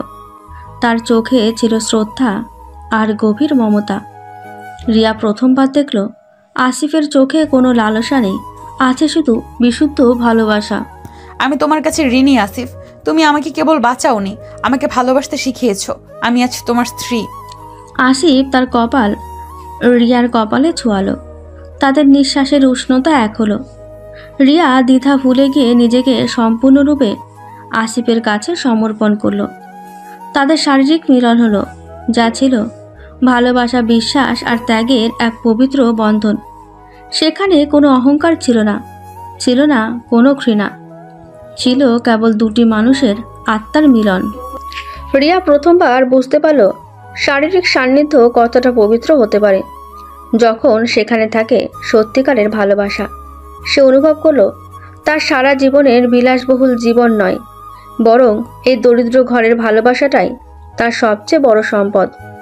আসিফ যে একসময় ছিল চাকর, সে আজ তার রাজকুমারী স্ত্রীকে পেল শুধু ভালোবাসা আর সম্মান দিয়ে। সকালের আলো যখন মাটির ঘরের জানলা দিয়ে ভেতরে এলো, রিয়া তখনও আসিফের বুকে মাথা রেখে শুয়েছিল। তার মুখে ছিল এক গভীর শান্তি।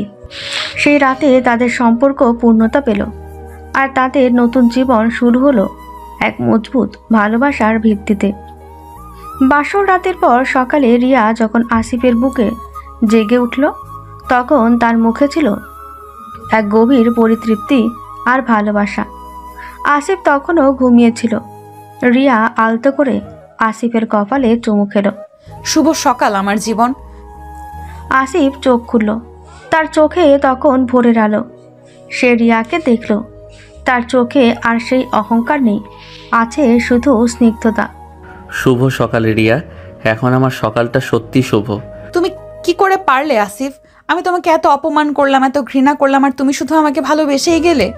তোমার ভিতরের মানুষটাকে আমি প্রথম থেকেই দেখতে পেয়েছিলাম রিয়া। তোমার অহংকারটা ছিল একটা মুখোশ। আমি জানতাম একদিন এই মুখোশটা ভাঙবেই। আমি তো শুধু অপেক্ষা করেছিলাম। আর শোনো, কি? আমার কাছে তোমার ওই রাজমহলের এসি ঘর, দামি গাড়ি আর গয়না কিছুই ছিল না।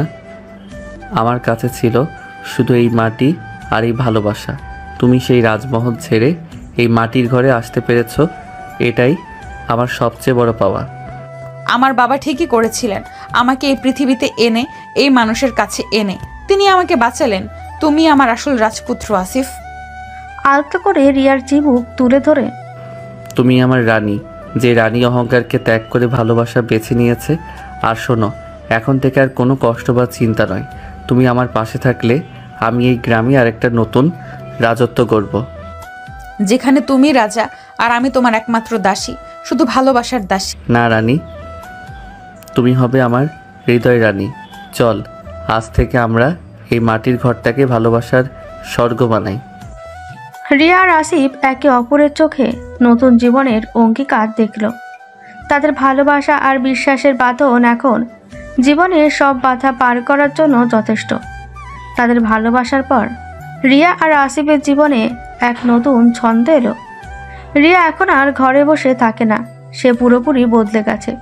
সে বুঝতে পেরেছে তার স্বামীর পরিশ্রমের মূল্য কতটা। তুমি এত কষ্ট করে মাঠে কাজ করো আর আমি শুধু ঘরে বসে থাকবো? না, তা হবে না। আমি তোমার দোকানটা সামলাবো। তুমি দোকান সামলাবে? তুমি তো কোনোদিন কোনো কাজ করনি। আমি শিখবো। আমি তখন তোমার স্ত্রী, তোমার সঙ্গী। শহরের কলেজে ডিগ্রি কাজে না লাগুক, তোমার ভালোবাসা তো কাজে লাগাতে পারি।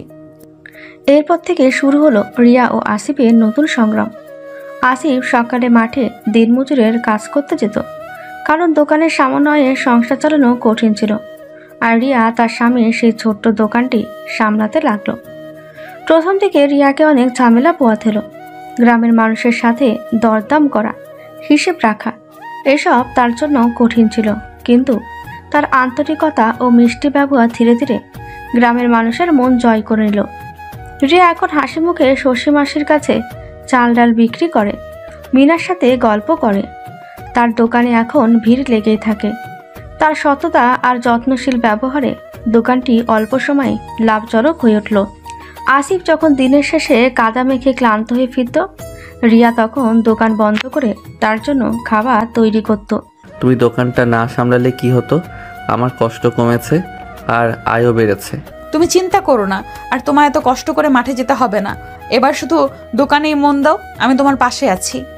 প্রায় বছর খানেক পর একদিন দুপুরে গ্রামের কাঁচা রাস্তায় একটা দামি গাড়ি এসে থামল। গাড়ি থেকে নামলেন রায়হান সাহেব। তিনি নিঃশব্দে রিয়া ও আসিফের বাড়ির দিকে এগিয়ে গেলেন। রায়হান সাহেব দেখলেন রিয়া হাসি মুখে দোকানে বসে গ্রামের মহিলাদের সাথে গল্প করছে, সাবধানে হিসেব করছে। তার পরনে দামি পোশাক নেই, সাধারণ শাড়ি, পায়ে হিল নেই, স্লিপার। কিন্তু তার মুখে যে উজ্জ্বলতা, তা আগে কখনো ছিল না। হঠাৎ রায়হান সাহেবকে দেখে চমকে উঠল। বাবা, আপনি? রিয়া দ্রুত উঠে গিয়ে রায়হান সাহেবের পায়ে হাত দিয়ে প্রণাম করল। তার চোখে কোনো অহংকার বা ভয় ছিল না, ছিল শুধু বিনয়। রিয়া, তোকে দেখে চিনতে পারছি না। সাহেব? আসিফের পিঠ চাপড়ে, আর সাহেব নয় জামাই, তুমি আমার মেয়েকে শুধু বাঁচাওনি, তুমি তাকে জীবন দিয়েছো। আমি তো ভেবেছিলাম সে হয়তো এই কষ্ট সহ্য করতে পারবে না, কিন্তু রায়হান সাহেব রিয়াকে জড়িয়ে ধরলেন। তার চোখে তখন আনন্দাশ্রু। তুই সত্যিই বদলে গেছিস মা। তোর চোখ দেখে আমি বুঝতে পারছি তোর ভেতরের অহংকারটা আজ পুরোপুরি মরে গেছে। তুই একজন প্রকৃত মানুষ হয়েছিস মারে, প্রকৃত মানুষ। তোর হাসিতে আজ যে শান্তি, তা আমার টাকা দিয়ে কেনা যায় না। আপনার জন্যই আজ আমার নতুন জীবন বাবা। আপনি সেদিন আমাকে শাস্তি না দিলে আমি বুঝতেই পারতাম না ভালোবাসা আর মানবতা কি জিনিস। রায়হান সাহেব দেখলেন আসিফ আর রিয়া এখন সত্যিকারের সুখী দম্পতি। তিনি বুঝতে পারলেন তার মেয়েকে সঠিক শিক্ষা দিতে গিয়ে তিনি হয়তো কষ্ট দিয়েছেন, কিন্তু বিনিময়ে তারা পেয়েছে সত্যিকারের ভালোবাসা আর মূল্যবোধ। রায়হান সাহেব সানন্দে ঘোষণা করলেন এবার তারা যখন খুশি শহরে ফিরতে পারে। তবে রিয়া আর হাসিফ হাসি মুখে জানালো তাদের রাজত্ব এখন এই গ্রামেই। রায়হান সাহেবের আশীর্বাদ পাওয়ার পর রিয়া আর আসিফের দাম্পত্য জীবনে আরও আনন্দ এলো। তাদের ছোট্ট সংসার ভালোবাসা আর আনন্দে ভরে উঠল। আসিফ এখন মাঠে যাওয়া অনেকটাই কমিয়ে দিয়েছে। রিয়া দোকান সামলায় আর আসিফ তাকে নতুন পণ্য আনা ও হিসেব রাখার কাজে সাহায্য করে। তাদের যৌথ প্রচেষ্টায় দোকানটি এখন বেশ সফল। এর কিছুদিন পরের কথা, একদিন সকালে রিয়া তার নিত্যদিনের কাজ করতে গিয়ে হঠাৎ অসুস্থ বোধ করলো। বমি বমি ভাব আর মাথা ঘোরা শুরু হলো। কি হলো রিয়া, তোমার শরীর খারাপ লাগছে? তুমি তো কাল রাতেও ভালোভাবে ঘুমাওনি। জানি না, শরীরটা কেমন যেন দুর্বল লাগছে, হয়তো গ্রামের গরমে এমন হচ্ছে। আসিফ আর দেরি করল না। সে তৎক্ষণাৎ রিয়াকে নিয়ে গ্রামের স্বাস্থ্যকেন্দ্রে গেল। সেখানকার ডাক্তার একজন প্রবীণ মহিলা রিয়াকে পরীক্ষা করলেন। পরীক্ষা শেষে তিনি হাসি মুখে আসিফকে জানালেন এক দারুণ সুখবর। রিয়া, তোমাকে দেখে মনে হচ্ছে তোমার জীবনে এক নতুন অতিথি আসছে। তোমরা বাবা মা হতে চলেছ। রিয়া আর আসিফ দুজনেই প্রথমে হতবাক হয়ে গেল, তারপর তাদের চোখে মুখে নেমে এলো আনন্দের বন্যা। তাদের ভালোবাসার ফসল। তাদের কঠিন জীবনের লড়াইয়ের পর এই সুখবর যেন স্বর্গের আশীর্বাদ। আনন্দে রিয়াকে জড়িয়ে ধরে, রিয়া, তুমি মা হতে চলেছ। আমার জীবনের সেরা খবর এটা। আসিফ, আমি বিশ্বাস করতে পারছি না, আমাদের সন্তান। গ্রামের সেই ছোট্ট বাড়িতে মুহূর্তেই আনন্দের ঢেউ লাগলো। শশী মাসি এবং মিনা খবরটা শুনে ছুটে এলেন। শশী মাসি রিয়াকে কোলে বসিয়ে আদর করলেন, আর মিনা তাকে নানান ধরনের লোক উপদেশ দিতে শুরু করলো। বৌমা, সাবধানে থাকবে, এখন আর ভারী কাজ করবে না। আমি আসিফকে বলে দেব সে যেন এখন তোমাকে বেশি কষ্ট না দেয়।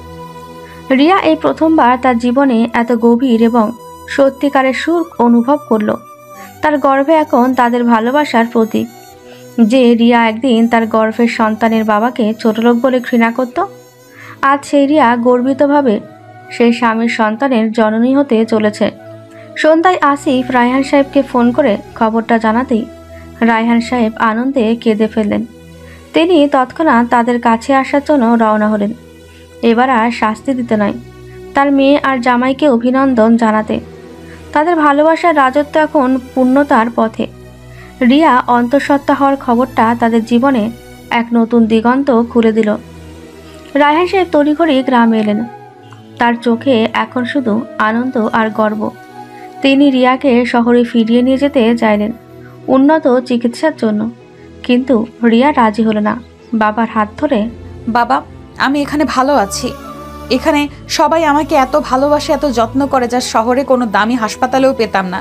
আমার সন্তান এই মাটির গন্ধেই বড় হবে। রায়হান সাহেব তার মেয়ের কথায় মাথা নত করলেন। তিনি বুঝলেন তার মেয়ে এখন সত্যিই সুখী। তিনি গ্রামে কিছু টাকা দান করলেন, আসিফের দোকানটিকে আরও বড় করে দিলেন, আর রিয়া ও অনাগত সন্তানের জন্য সব ধরনের সুবিধা নিশ্চিত করলেন। সন্ধ্যার পর রিয়াকে জড়িয়ে ধরে, তুমি আজ আমার জন্য এত কিছু ত্যাগ করলে আমি তোমাকে ভালোবাসার প্রতিদান দিতে পারবো না। তুমি তো আমাকে সব দিয়েছো আসিফ। তুমি আমাকে অহংকারের দাসী থেকে ভালোবাসার রানী বানিয়েছো। আমাদের এই সন্তান হবে আমাদের ভালোবাসার প্রতীক। এর কোনো রাজমহল লাগবে না, এর বাবা আর মায়ের ভালোবাসাই হবে এর রাজত্ব। দেখতে দেখতে 9 মাস কেটে গেল। রিয়া গ্রামের মানুষদের আদরে আর যত্নে হাসি খুশি রইল। আসিফ এই সময়টাতে এক মুহূর্তের জন্য তাকে চোখের আড়াল করেনি। তার চোখে সবসময় ছিল রিয়া আর অনাগত সন্তানের প্রতি গভীর যত্ন। একদিন রাতে রিয়ার প্রসব বেদনা শুরু হলো। গ্রামের শশীমাস এবং অন্যান্য মহিলারা ছুটে এলেন। স্বাস্থ্যকেন্দ্রের ডাক্তাররাও এলেন। কঠিন প্রসব যন্ত্রণার পর রিয়া জন্ম দিল এক ফুটফুটে পুত্র সন্তানের। নবজাতকের কান্না যখন সেই ছোট্ট মাটির ঘরে প্রতিধ্বনিত হলো, তখন আসিফের চোখ জলে ভরে গেল। সে তার সদ্যজাত সন্তানকে হাতে তুলে নিল। তার চোখে ছিল এক অপার্থিব তৃপ্তি। রিয়া তখন হাসি মুখে তার স্বামীর দিকে তাকালো। রিয়ার কপালে চুমু দিয়ে, পারবো না। ধন্যবাদ রিয়া, সব কিছুর জন্য ধন্যবাদ। এ তো আমাদের ভালোবাসার জয় আসিফ। রায়হান সাহেব যখন গ্রামে এসে তার নাতিকে দেখলেন, তখন তিনি আবেগাপ্লুত হয়ে পড়লেন। তিনি তার জামাই আর মেয়েকে নিয়ে গর্বিত হলেন। রিয়া আর আসিফ সিদ্ধান্ত নিল তাদের সন্তানের নাম হবে অর্ণব, যার অর্থ সমুদ্র। যেন তার জীবনটা হয় ভালোবাসার মতো বিশাল আর গভীর। যে কাহিনী শুরু হয়েছিল তীব্র ঘৃণা, অহংকার আর অভিশাপ দিয়ে, সেই কাহিনী শেষ হলো নিঃস্বার্থ ভালোবাসা, ত্যাগ আর মানবতা দিয়ে। রিয়া তার অহংকারের রাজমহল ছেড়ে মাটির ঘরে নেমে এসেছিল বটে, কিন্তু সেই মাটির ঘরে সে খুঁজে পেল তার সত্যিকারের পরিচয়, তার সত্যিকারের ভালোবাসা। আসিফের অভিশাপ সত্য হয়েছিল, রিয়ার অহংকার ভেঙেছিল, কিন্তু সেই অভিশাপই তাদের জীবনের সবচেয়ে বড় আশীর্বাদ হয়ে এসেছিল। তারা প্রমাণ করল ভালোবাসা আর মানবতাই জীবনের আসল ঐশ্বর্য।